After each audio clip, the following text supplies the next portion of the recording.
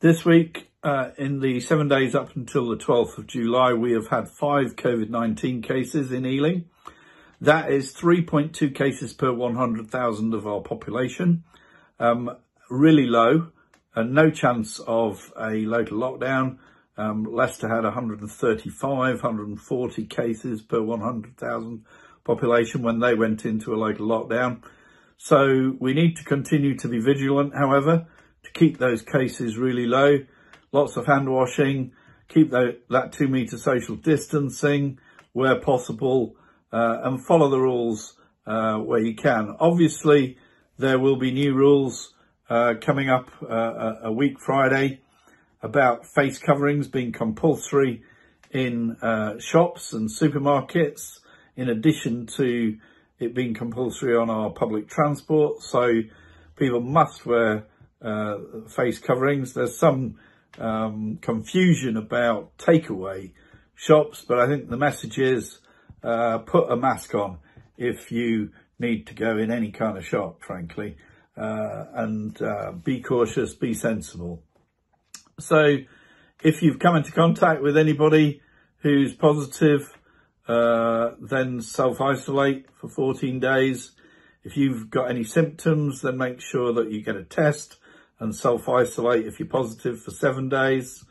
And we can stop the spread of the virus if we do that. Now, we've just received under £1 million from Transport for London and the Department for Transport. And these are for active travel emergency COVID initiatives here in the borough. Temporary cycle lanes, school streets, that's where we close off a street where the school is at drop off and pick up times in order to stop poor air quality and cars blocking up the street. Also, we've got funding for what are called low traffic neighbourhoods. And that's to reduce car traffic in residential areas, make the air quality better, make it better for people to walk and cycle. Now, there's been some news in the media, on TV, about Ealing withdrawing low traffic neighbourhoods because of a backlash. This isn't true.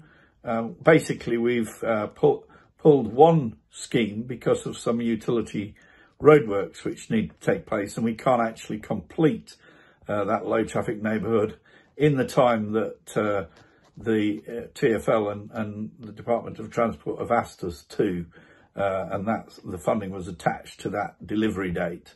All the others will go ahead because all of those positive advantages of improving air quality, stopping the use of too much car usage, is critical, and we need to make sure that we're supporting people to walk and cycle as much as possible and have a green recovery from COVID-19. Finally, the government announced Ealing's share of the latest £500 million for councils that was announced. We got just over 3 million of that 500 million.